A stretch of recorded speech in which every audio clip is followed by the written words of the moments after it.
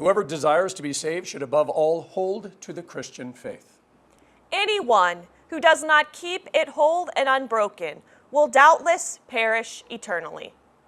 Now this is the Christian faith. That we worship one God, in Trinity, and the Trinity in unity, neither blending their persons nor dividing their essence.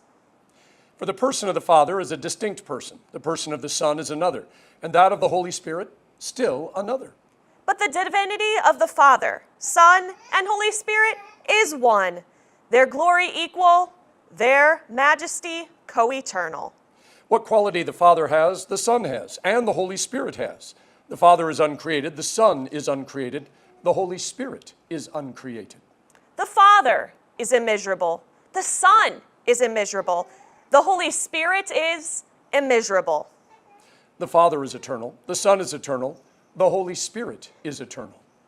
And yet, there are not three eternal beings. There is but one eternal being. So too, there are not three uncreated or immeasurable beings. There is but one uncreated and immeasurable being.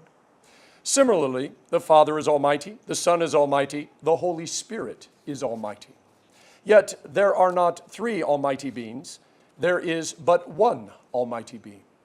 Thus the Father is God, the Son is God, the Holy Spirit is God, yet there are not three gods. There is but one God. Thus the Father is Lord, the Son is Lord, the Holy Spirit is Lord, yet there are not three Lords, there is but one Lord. Just as Christian truth compels us to confess each person individually as both God and Lord, so Catholic religion forbids us to say that there are three gods or lords. The Father was neither made nor created nor begotten from anyone. The Son was neither made nor created. He was begotten from the Father alone.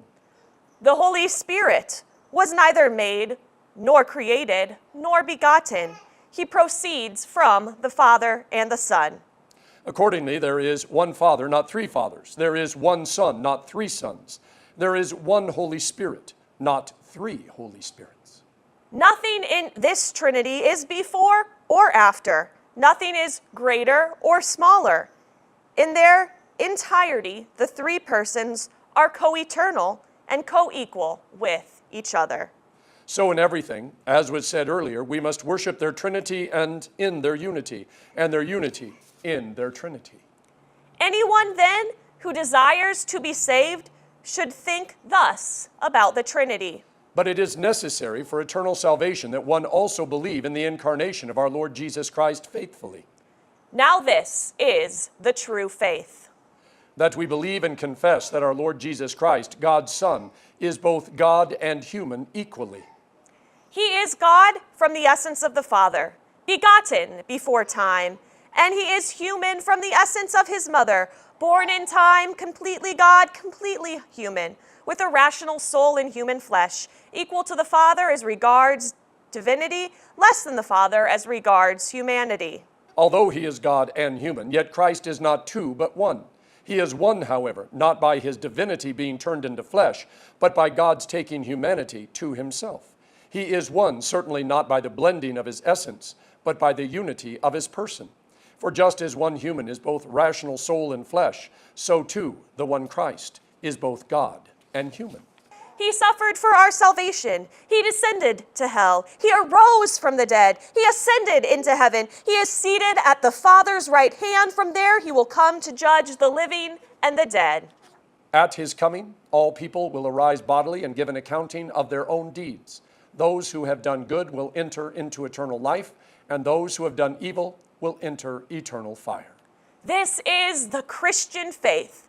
One cannot be saved without believing it firmly and faithfully.